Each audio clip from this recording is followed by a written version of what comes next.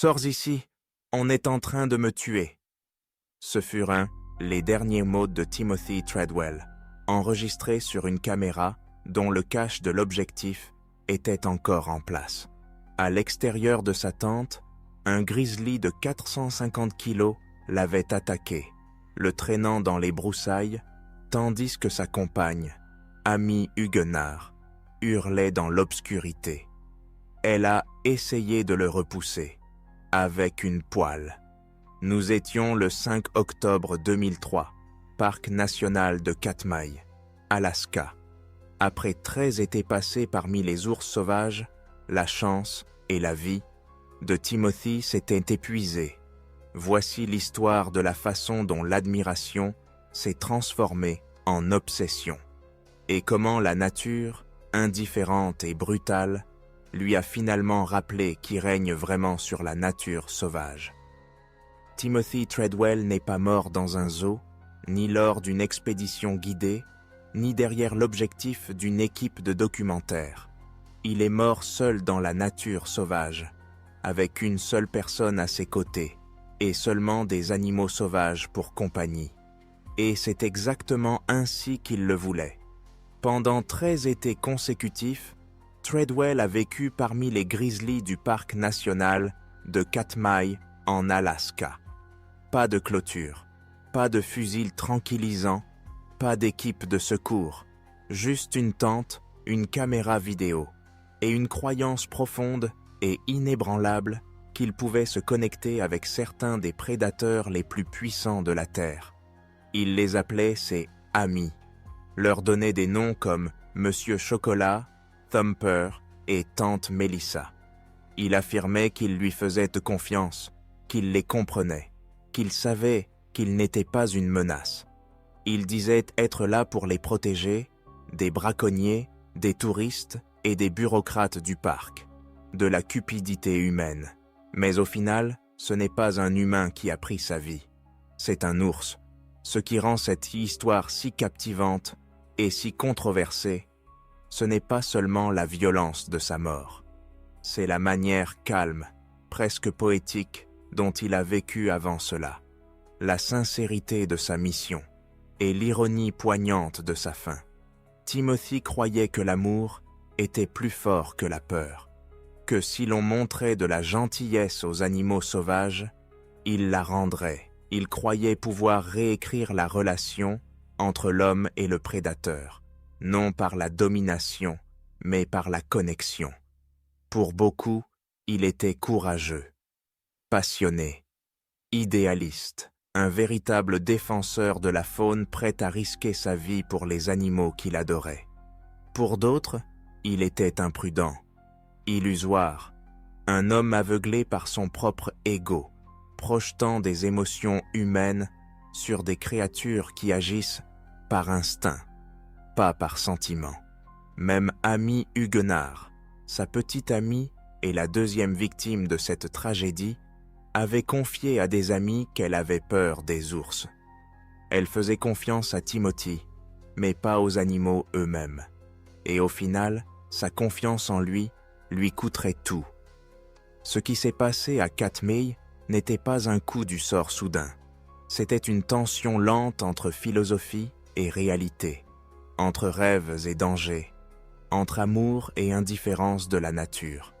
Timothy se voyait comme un protecteur, un guerrier bienveillant, un gardien des animaux qui ne pouvaient pas parler pour eux-mêmes. Mais la nature sauvage ne parle pas en termes humains. Et en octobre 2003, à la toute fin d'une autre longue saison en territoire d'ours, la nature a parlé dans la seule langue qu'elle connaisse, sans pitié, sans avertissement et sans excuse. Il n'y a pas de méchant dans cette histoire, pas de trahison dramatique, juste un homme qui a passé des années à marcher sur une corde raide au-dessus de quelque chose d'ancien et de puissant, jusqu'au jour où il a glissé. Ce qui reste n'est pas seulement une mort atroce, mais une question profonde. Pouvons-nous jamais vraiment coexister avec des prédateurs que nous ne contrôlons pas? Ou devenons-nous inévitablement la proie, une fois que nous oublions les limites qui nous ont toujours protégés? Ce n'est pas seulement l'histoire de la mort de Timothy Treadwell, c'est l'histoire de pourquoi il a vécu comme il l'a fait, et ce que cela lui a finalement coûté. Avant d'être l'homme grizzly, Timothy Treadwell était simplement un homme nommé Timothy Dexter. Il est né en 1957 à Long Island, New York, dans un foyer de classe moyenne. Selon tous les témoignages, son enfance fut normale, voire heureuse. Mais quelque chose en lui penchait toujours vers le dramatique. Il aimait attirer l'attention. Il aimait jouer la comédie et il détestait se sentir ordinaire. Jeune homme, Timothy déménagea en Californie avec des rêves de célébrité. Il auditionna pour des rôles à la télévision, se rapprochant même, selon certains, d'obtenir le rôle de Woody dans Cheers. Mais la chance ne vint jamais. Sa carrière d'acteur s'éteignit avant même de commencer. Dans les années qui suivirent, Timothy sombra. Il développa un problème d'alcool, puis une addiction aux drogues. Il enchaîna les petits boulots. Il erra entre ville et identité. Pendant un temps, il changea même légalement de nom de famille pour Treadwell. Un hommage, disait-il, à une ascendance britannique qu'il aurait peut-être inventée. Il était perdu, sans direction, en train de se noyer. Puis, quelque chose changea. À la fin des années 1980, après une overdose presque fatale, Timothy déclara avoir eu une révélation spirituelle. Il voyagea en Alaska, où il vit un grizzly sauvage pour la première fois. Ce moment, seul dans l'immensité de Katmai, fut un tournant. Il affirma plus tard que l'ours lui avait sauvé la vie. À partir de ce jour, il fit des ours sa raison d'être. Il retourna chaque été au parc national de Katmai, passant des semaines, puis des mois, seul parmi les grizzlies. Il étudia leurs mouvements, documenta leur comportement, leur parla, leur donna des noms, et filma tout. De cette expérience naquit Grizzly People, son organisation à but non lucratif, dédiée à l'éducation et à la protection des ours. Il visita des écoles, apparut dans des émissions télévisées et publia ses journaux intimes. Pour beaucoup, il devint une voix passionnée et non conventionnelle en faveur de la protection de la faune. Pour d'autres, c'était un homme profondément troublé, projetant ses besoins personnels sur le monde naturel. L'identité de Treadwell devint indissociable des ours. Il s'habillait en camouflage, imitait leur posture, et affirmait même qu'il mourrait pour eux, si nécessaire. Il refusait le spray anti-ours, refusait de porter des armes, et enfreignait souvent les règles du parc national, campant trop près des zones d'alimentation, revenant chaque année aux mêmes endroits. Il croyait que les ours le connaissaient, le respectaient, l'aimaient même. Mais cette croyance n'était pas seulement spirituelle, elle était psychologique. Des experts suggérèrent plus tard que Timothy souffrait peut-être de délire. Il n'était pas formé en biologie de la faune. Il n'avait aucune formation formelle en survie. Mais dans son esprit, il était devenu partie intégrante de l'écosystème, un gardien autoproclamé capable de faire le lien entre les espèces. Puis vint Amy Huguenard. Elle rencontra Timothy à la fin des années 1990. Médecin, intelligente et réservée, Amy fut attirée par sa passion, mais méfiante de ses méthodes. Elle l'accompagna plusieurs fois à Katmai, malgré sa peur des ours. Ses journaux révélèrent plus tard d'une femme déchirée entre admiration et malaise. Pourtant, elle le suivit dans la nature. En 2003, lors de ce qui allait être leur dernier voyage, ils restèrent plus longtemps que jamais, jusqu'en octobre. Les saumons étaient mis partis, les ours étaient agités, et le temps tournait. Timothy insista pour rester, car à ce moment-là, les ours n'étaient plus seulement sa mission, ils étaient son identité, et il ne pouvait pas partir, même quand tout lui disait qu'il le devait. Le parc national de Katmai n'est pas un endroit pour les âmes sensibles. Situé dans une région isolée du sud de l'Alaska, il s'étend sur plus de 4 millions d'acres de nature sauvage indomptée, une superficie plus grande que Yellowstone et Yosemite réunis. Il n'y a pas de route pour y accéder ou en sortir, pas de sentiers balisés, pas de réseau téléphonique. Pour atteindre Katmai, il faut un avion de brousse. Pour y survivre, il faut du respect. Katmai est célèbre pour deux choses, les volcans et les ours. Le parc abrite la vallée des Dix-Mille Fumées, un paysage surréaliste recouvert de cendres formées après une éruption volcanique massive en 1912. Mais c'est la faune, en particulier les ours, qui attire les visiteurs. Katmai abrite l'une des populations d'ours bruns les plus denses au monde. On estime que plus de 2000 grizzlies parcourent son territoire, beaucoup d'entre eux se concentrant près des rivières pendant la saison du saumon. Ce ne sont pas des animaux de zoo ni des mascottes de parc national. Ce sont des ours bruns sauvages côtiers, plus grands que leurs cousins de l'intérieur des terres, plus lourds et plus territoriaux. Beaucoup pèsent 900 livres ou plus. Les plus gros mâles peuvent dépasser les 1000 livres. Et lorsque la migration des saumons est abondante, ils festoient. Quand les poissons disparaissent, ils se battent. Chaque été, les ours se rassemblent aux chutes Brooks, où des photos emblématiques les montrent sautant dans les cascades pour attraper les poissons en plein vol.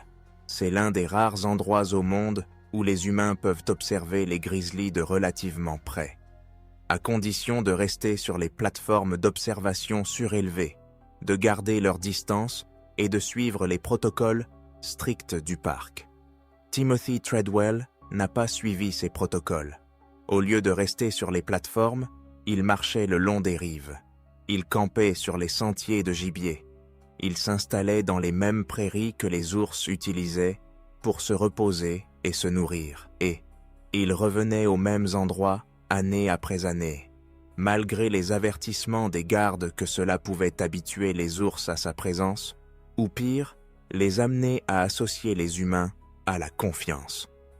Timothy appelait sa zone choisie le labyrinthe du grizzly, un enchevêtrement de fourrés d'aulnes, de broussailles, de marais et de ruisseaux au cœur de l'arrière-pays de Katmai.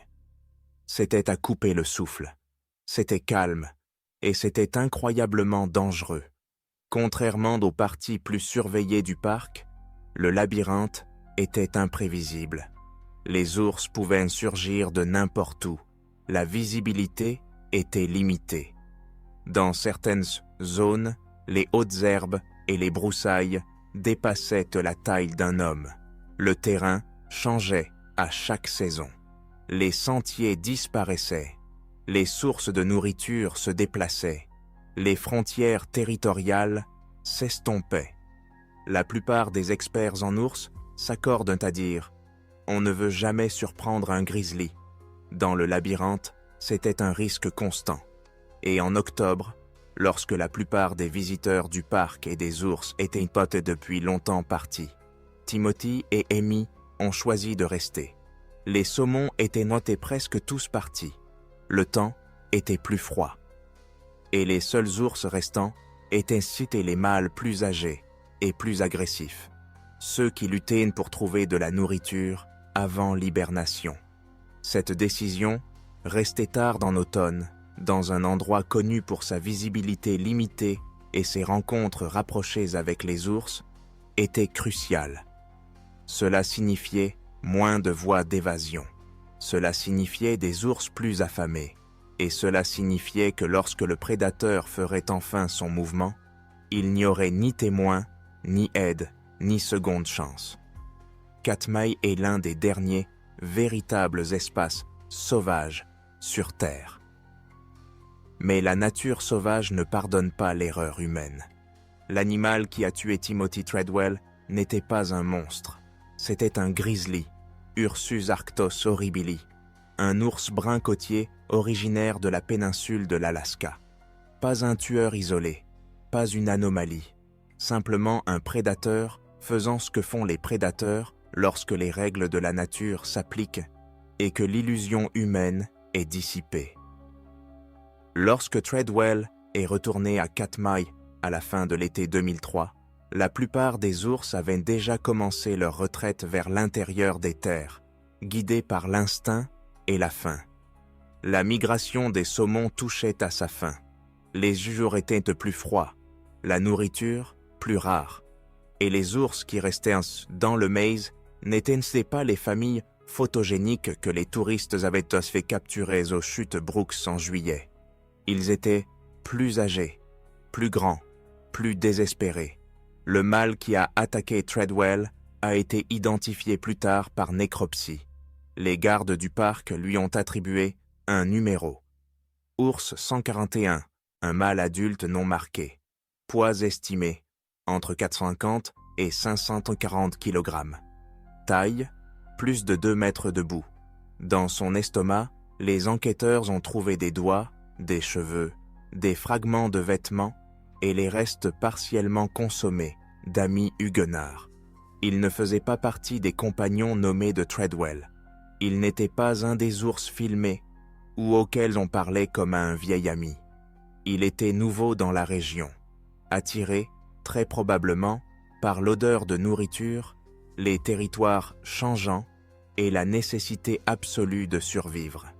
Les grizzlies ne sont pas intrinsèquement agressifs envers les humains, mais ils sont opportunistes. Leur comportement est dicté par l'instinct, la faim et les conditions environnementales, pas par le sentiment.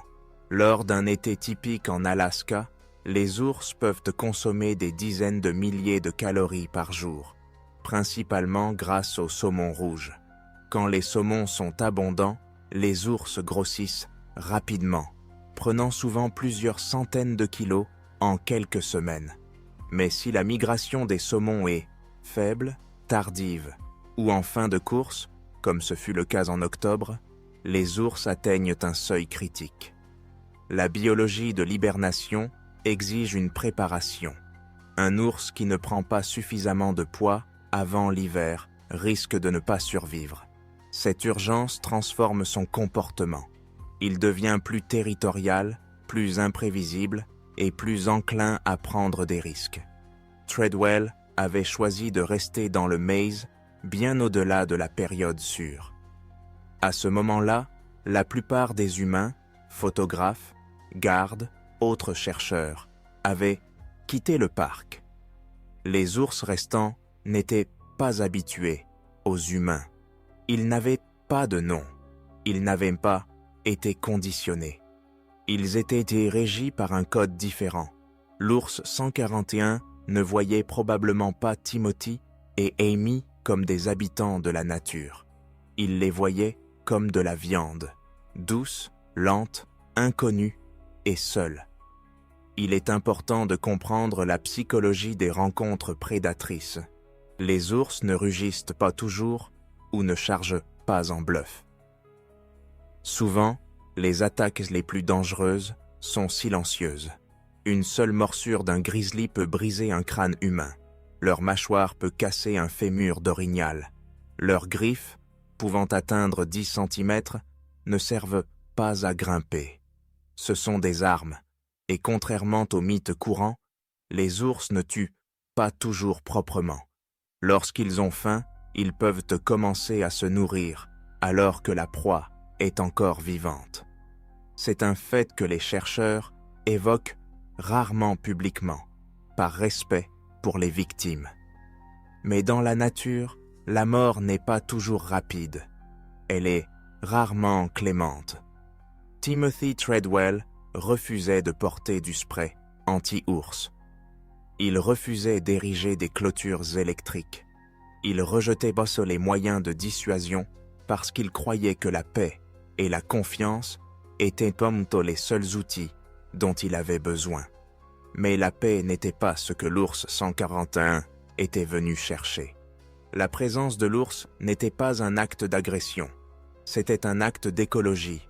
C'était la faim, la biologie et la proximité qui se heurtaient en un moment unique est irréversible. Personne ne peut dire avec certitude ce qui a poussé cet ours à attaquer cette nuit-là.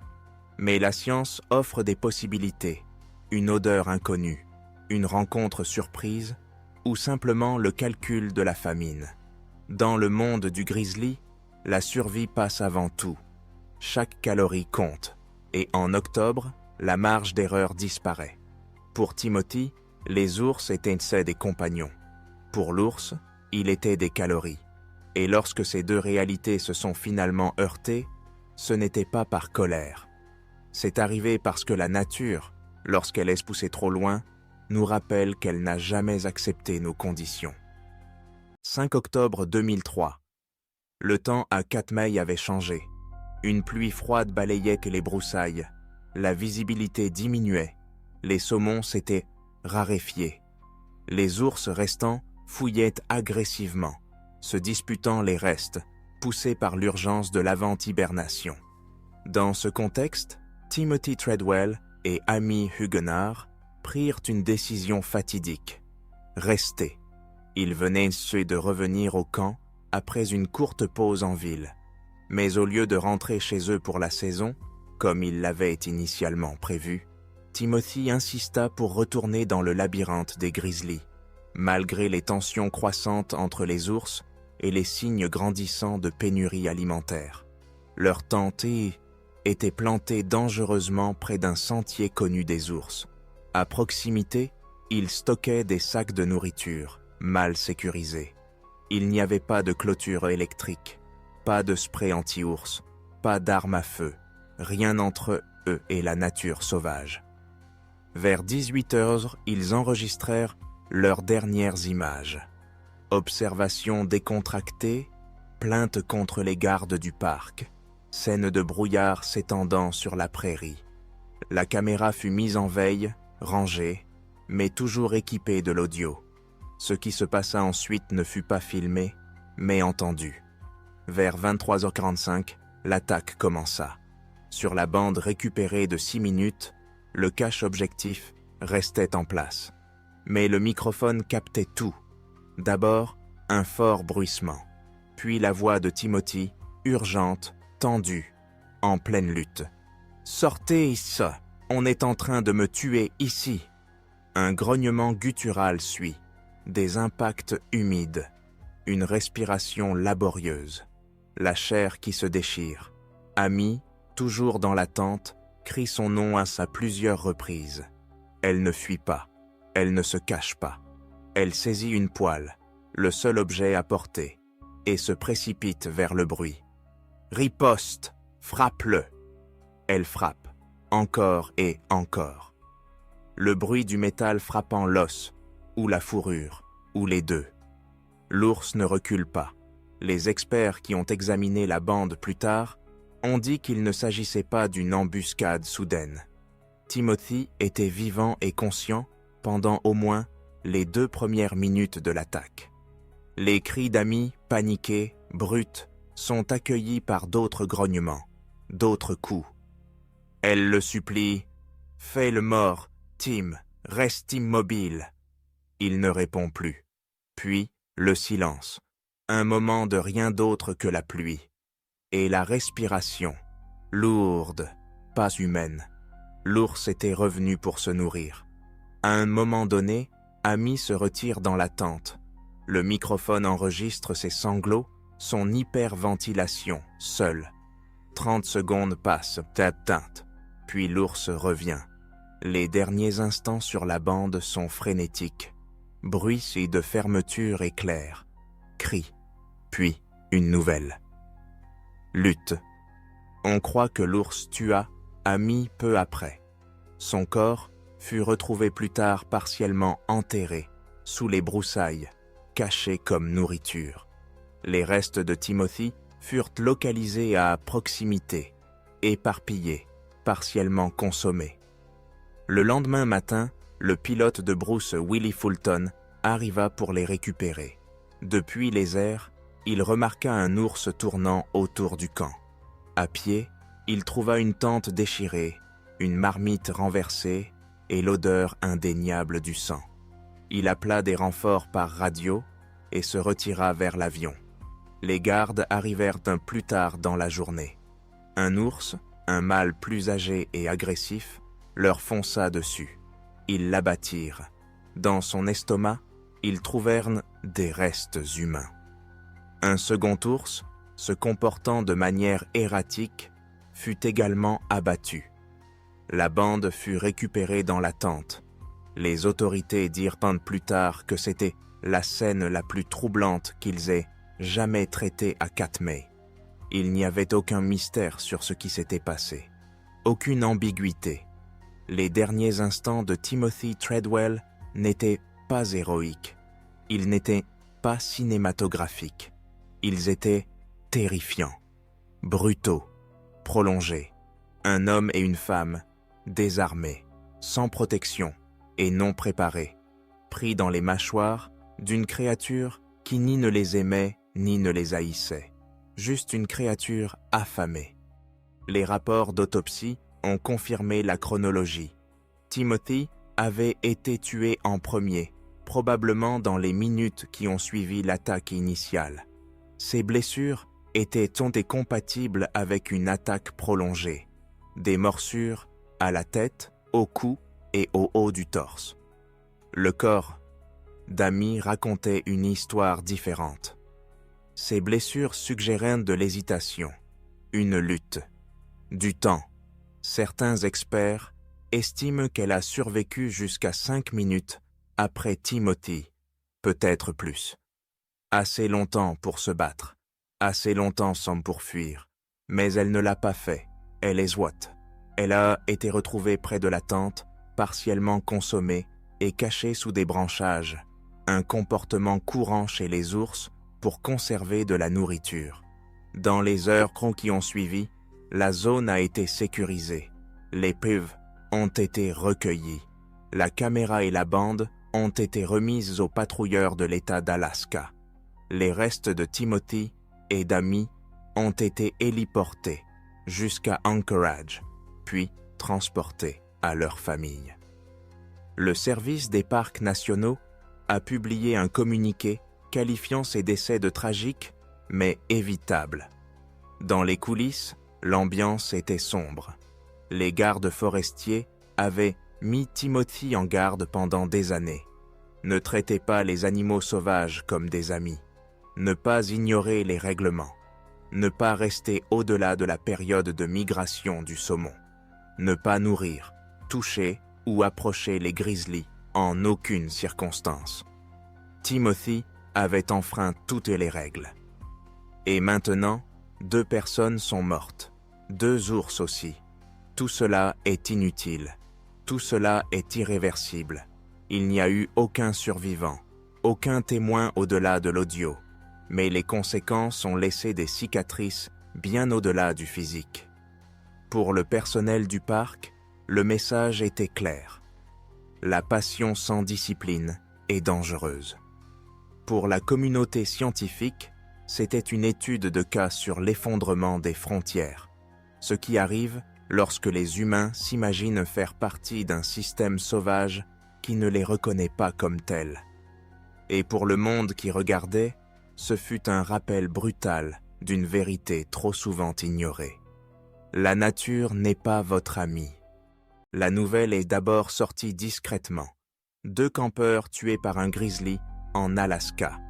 Mais en quelques jours, l'histoire était partout. Les gros titres utilisaient des mots comme « dévoré »,« manger vivant »,« tragique » et « évitable ». Des photos de Timothy souriant à côté d'ours gigantesques circulaient en ligne et dans les journaux du monde entier. Des images de sa propre caméra, le montrant parlant doucement aux prédateurs sauvages, ont été diffusées dans des reportages. Les spectateurs étaient stupéfaits. Certains étaient dévastés. D'autres étaient indignés. Peu d'histoires dans l'histoire moderne de la faune ont autant divisé l'opinion publique. Pour certains, Timothy Treadwell était un martyr, un défenseur passionné de la conservation, mort en protégeant les animaux qu'il aimait. Il voyait du courage dans ses choix. de l'engagement dans ses actions. Il considérait sa mort comme une conséquence tragique d'une mission pure mais mal comprise. Mais pour d'autres, il était imprudent, un showman, un homme qui franchissait les limites non pas parce qu'il ne comprenait pas le danger, mais parce qu'il choisissait de l'ignorer. Les biologistes de la faune et les gardes forestiers ont rapidement publié des déclarations. Beaucoup avaient averti Treadwell par le passé, à plusieurs reprises. Son comportement violait plusieurs directives fédérales. Il campait trop près des zones d'alimentation. Il restait au-delà de la saison sûre. Il refusait d'utiliser des moyens de dissuasion. Et surtout, il traitait que les grizzlies non pas comme des animaux sauvages, mais comme des compagnons. Leur critique n'était pas personnelle, elle était professionnelle. Ses actions, disait-il, mettaient en danger à la fois les humains et les ours. Les deux animaux tués après l'attaque n'étaient pas fautifs. Ils faisaient simplement ce que font les ours affamés. Mais maintenant, eux aussi étaient morts à cause des choix humains. Au milieu de la réaction scientifique, il y avait un chagrin plus silencieux et profond. Pour les familles, laissées derrière, la perte était absolue. Les parents de Timothy, Valérie et Carole, pleuraient non seulement leur fils, mais l'homme qu'il était devenu. Ils avaient observé sa transformation de jeune homme troublé à activiste passionné avec espoir, voire fierté. Sa mère a dit plus tard, « Il a trouvé la paix là-bas, il a trouvé un but. » Mais la mort d'Amy Huguenard a touché une corde différente. Amis et collègues la décrivaient comme calme, brillante et profondément réservée. Assistante médicale, elle avait travaillé dans des hôpitaux et des services de traumatologie. Son amour pour Timothy était évident, mais son malaise avec les ours aussi. Elle avait exprimé des inquiétudes à ses amis. Dans ses journaux, elle écrivait sa peur, de vouloir partir tôt, de se sentir en danger. Elle est sorte quand même. Certains se sont demandé si elle avait ressenti une pression pour rester. Si sa confiance en Timothy avait surpassé ses instincts. Si elle était entrée dans la nature, non pas en croyante, mais en suiveuse. Nous ne saurons jamais avec certitude. Sa voix n'a jamais été entendue publiquement. Ses derniers choix restent enveloppés de silence. Alors que la réaction publique s'intensifiait, le réalisateur Werner Herzog a commencé à assembler un documentaire à partir des plus de 100 heures de séquences filmées par Treadwell lui-même. Le résultat, Grizzly Man, est sorti en 2005. Il dépeignait Timothy non pas comme un héros ou un fou, mais comme un homme consumé par sa propre mythologie. Un homme dont l'amour pour la nature virait à l'obsession. Herzog, en entendant l'audio de l'attaque, conseilla fameusement à l'ami de Timothy de détruire la bande. « Vous ne devez jamais écouter ça, » dit-il. « C'est le son de l'enfer. » Le film a ramené l'attention sur l'affaire et ravivé le débat.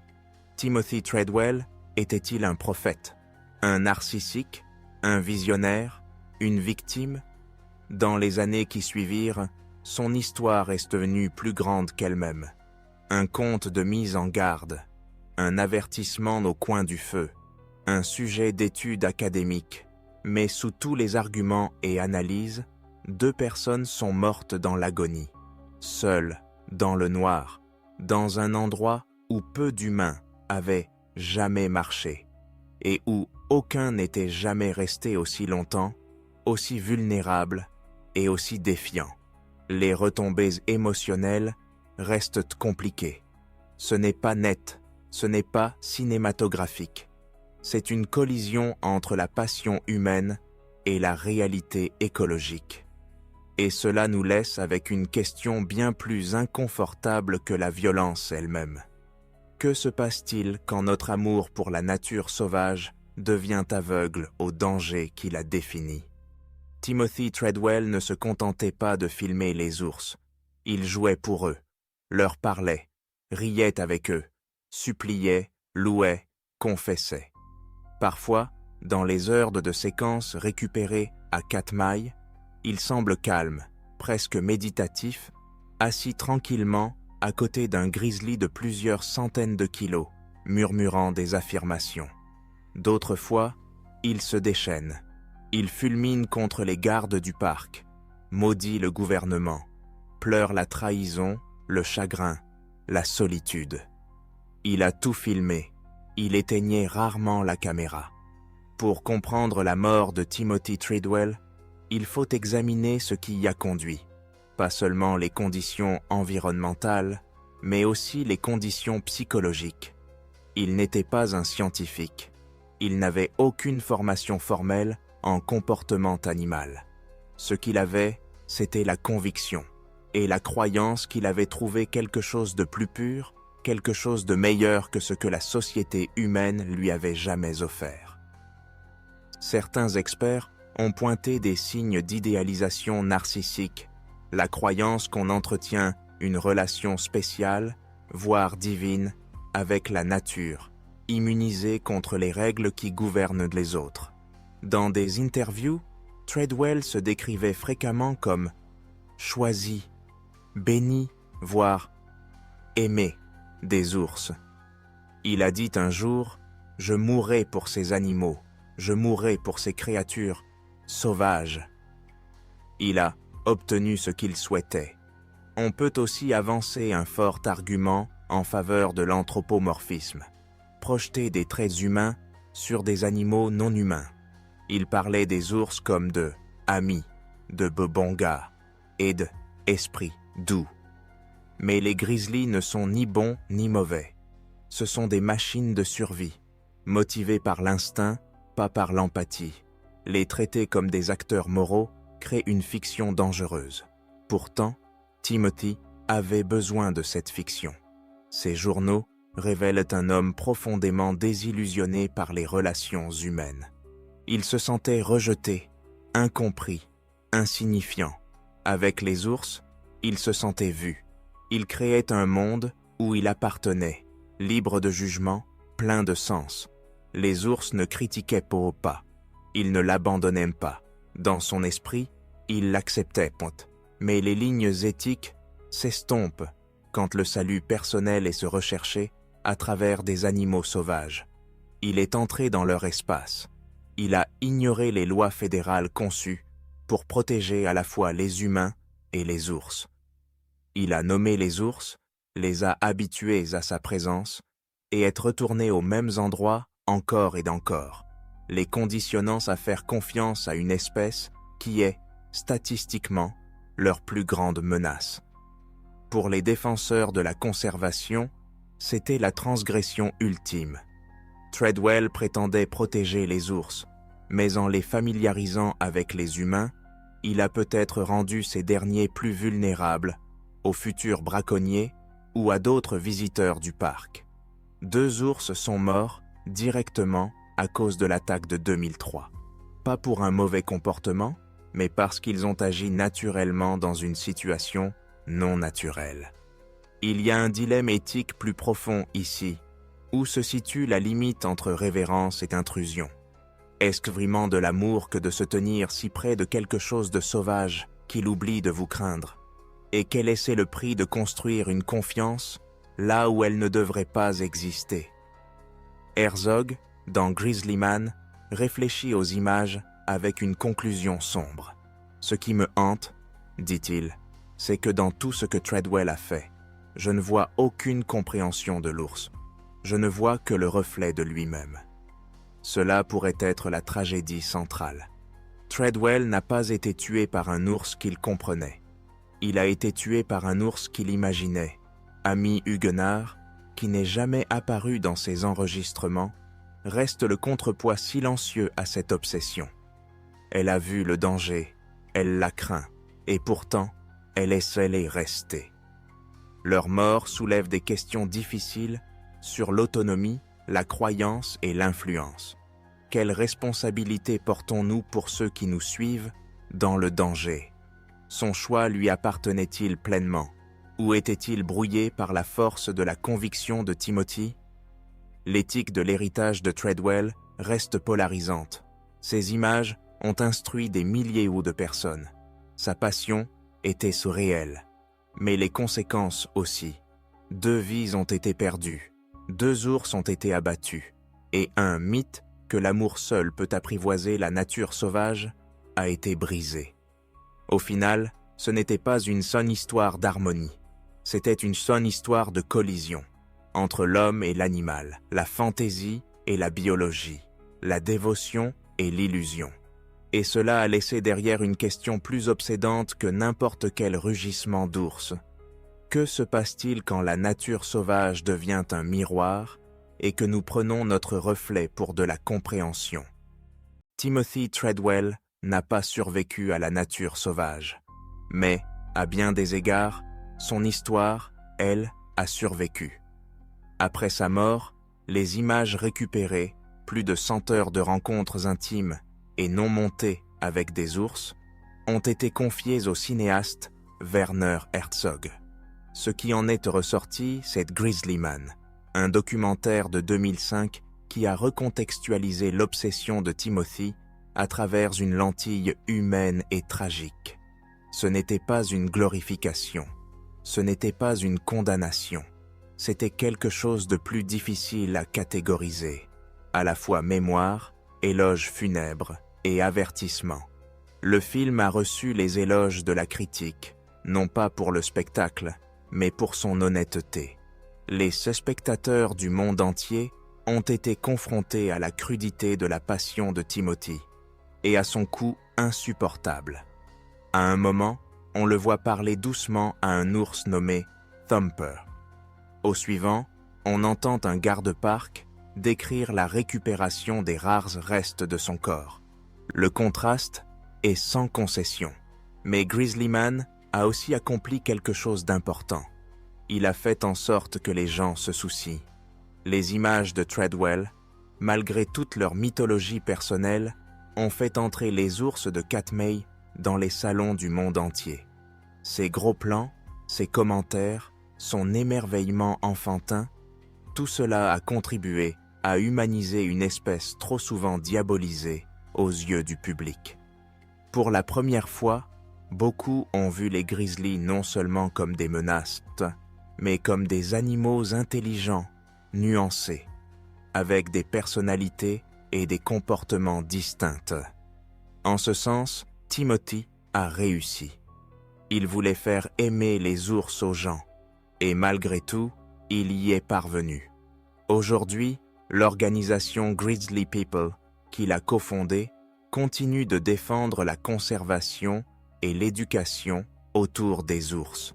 Bien qu'elle n'envoie plus d'individus sur le terrain, comme le faisait Treadwell, elle sert d'archive numérique de son travail et de plateforme pour une éducation à la faune plus sûre et fondée sur la science. Mais les leçons tirées de sa mort ont aussi remodelé les politiques. Dans le parc national de Katmai, l'incident a conduit à un renforcement des règles de camping. Les campings proches des sentiers très fréquentés par les ours sont désormais plus étroitement surveillés. Les visiteurs doivent utiliser des contenants à l'épreuve des ours. Les supports éducatifs insistent sur les limites physiques et psychologiques. Les gardes utilisent désormais l'histoire de Treadwell lors des formations, non pas comme une légende, mais comme un avertissement. Dans le domaine plus large de la recherche sur la faune et de l'écotourisme, son histoire a relancé le dialogue sur l'observation éthique. Où se situe la limite entre admiration et intrusion? Comment équilibrer narration et sécurité? Que devons-nous aux animaux que nous filmons et aux personnes qui suivent notre exemple? Parmi les professionnels, le consensus est clair. L'amour de la faune ne doit jamais remplacer le respect de son danger. Mais l'héritage de Timothy ne se range pas aisément dans une case de bien ou de mal. Il a donné aux gens accès à un monde qu'ils n'auraient jamais vu autrement. Il l'a fait sans financement, sans formation, sans soutien, juste une caméra et une croyance. Et la croyance, aussi erronée soit-elle, a du pouvoir. Amy Huguenard, la femme qui est morte à ses côtés, n'a laissé aucun enregistrement, aucun monologue, aucun film, mais ceux qui la connaissaient disent qu'elle aimait profondément, qu'elle voyait que la beauté chez les ours, mais pas l'illusion, qu'elle suivait Timothy non pas pour la célébrité, mais par amour. Son héritage aussi est gravé dans cette histoire, non comme une simple note en bas de page, mais comme un rappel silencieux que même les courageux peuvent être vulnérables. Même les prudents peuvent se perdre. Depuis leur mort, d'autres sont entrés dans le labyrinthe des grizzlies, mais aucun n'y est resté comme lui. Aucun n'a brouillé la frontière entre homme et animal aussi complètement, ou aussi fatalement. Et peut-être est-ce là le message durable. La nature sauvage ne se plie pas à notre volonté. Elle ne récompense pas la passion. Elle n'offre pas le pardon. Mais elle révèle, dans de rares moments, quelque chose de sacré, si nous sommes prêts à l'observer avec humilité et non avec contrôle. Timothy Treadwell voulait être le pont entre deux mondes. Il ne l'est pas devenu. Mais son histoire, dans toute sa beauté et sa tragédie, résonne encore entre eux. Et si elle empêche ne serait-ce qu'une seule personne de s'aventurer trop loin, trop près, trop aveuglément, alors peut-être, au final, il a quand même sauvé quelque chose. Au final, Timothy Treadwell n'a laissé aucun message final, aucun dernier mot enregistré de réflexion, aucun adieu écrit, juste des heures de vidéos, d'ours, de paysages, de monologues oscillant entre émerveillement et avertissement. Il est mort en croyant que les ours ne lui feraient jamais de mal. Il est mort en croyant que sa mission était sacrée. Et pourtant, il est mort. Son histoire ne parle ni d'héroïsme ni de folie. Elle parle du prix élevé de l'idéalisme dans un monde régi par l'instinct, la faim et la survie. Il y a une histoire qui commence par l'émerveillement et se termine dans le sang. Mais cela ne signifie pas qu'elle était dénuée de sens. Si vous êtes resté avec nous tout au long de ce voyage, merci. Parce que des histoires comme celle-ci sont difficiles. Elles remettent en question nos croyances. Elles nous mettent mal à l'aise. Elles nous obligent à affronter ce que signifie vraiment aimer quelque chose de sauvage et ce que cela signifie de perdre quelqu'un à cause de cela. Alors voici la question. Qu'en retenez-vous? Peut-être un respect plus profond des limites de la nature, une nouvelle compréhension que la révérence doit s'accompagner de prudence, que les animaux sauvages ne sont pas des guides spirituels ni des symboles, mais des êtres souverains avec leurs propres règles, leurs propres lois. Peut-être un regain d'appréciation pour la science, pour les gardes forestiers, biologistes et experts de la faune qui consacrent leur vie, non pas à romantiser la nature, mais à la comprendre, la préserver et respecter sa puissance. Ou peut-être quelque chose de plus personnel, peut-être le souvenir d'Amy Huguenard, qui a suivi l'amour dans un endroit où la raison la mettait en garde. Peut-être la réalité glaçante que la dévotion seule ne nous protège pas du danger, que parfois elle nous conduit droit sur son chemin. Nous racontons ces histoires non pas pour choquer, mais parce qu'elles comptent, parce qu'elles posent des questions difficiles, parce qu'elles nous rappellent que l'arrogance humaine, aussi bien intentionnée soit-elle, reste un risque dans un monde que nous ne contrôlons pas, et parce que quelque part dans ces forêts, quelque part à Katmai, les ours sont toujours là. Ils chacun, ils mangent, ils survivent. Ils n'ont aucune idée qu'ils ont fait partie d'une tragédie mondiale. Ils ne se souviennent d'aucun nom. Ils ne portent aucun blâme. Ils sont toujours sauvages. Et cette sauvagerie mérite notre humilité. Si cette histoire vous a touché, appris quelque chose ou fait réfléchir, merci de la partager. Abonnez-vous pour plus d'histoires vraies qui révèlent la tension entre les humains et le monde naturel. Pas pour l'exploiter, mais pour le comprendre. pour honorer les vrais risques et pour se souvenir de ceux qui les ont affrontés volontairement, pleinement et parfois fatalement. Car malgré tous les documentaires, livres et débats, il y a une vérité qu'aucune histoire ne peut réécrire. La nature sauvage ne nous doit rien, et c'est précisément pourquoi elle doit être respectée. Merci de votre lecture. Restez curieux, restez prudents, et surtout, restez humains. Bien longtemps après que les gros titres se sont estompés, bien longtemps après la diffusion des documentaires, le terrain où Timothy et Amy sont morts reste inchangé. Le labyrinthe Grizzly est toujours là, ses rivières serpentant à travers les fourrés d'aulnes, ses ombres s'étirant longuement sous les cieux d'automne. Les ours parcourent toujours ces sentiers. Ils n'ont pas disparu, ils n'ont pas changé. La nature sauvage, indifférente et libre de nos tragédies, continue d'exister. Mais quelque chose a changé. L'histoire de Timothy continue de se propager dans les salles de classe, les panels de conservation et les conversations au coin du feu entre gardes forestiers et randonneurs. Ces images sont toujours utilisées lors des sessions de formation, non pas comme un récit d'horreur, mais comme un rappel brut et viscéral de ce qui arrive lorsque les frontières entre révérence et danger deviennent floues. Et au fil des années, personne d'autre n'a tenté de vivre comme lui. Personne n'a essayé de pénétrer désarmé dans le labyrinthe et d'y rester, non pas parce qu'ils craignent les ours, mais parce qu'ils les comprennent désormais mieux. Il a fallu 2 vies pour que cette leçon s'impose. Mais elle s'est imposée, et parfois, dans le calcul étrange et douloureux de la nature sauvage, c'est le seul héritage que nous recevons. Pas de l'héroïsme, pas du martyre, juste un avertissement arrivé trop tard pour eux, mais pas trop tard pour nous tous.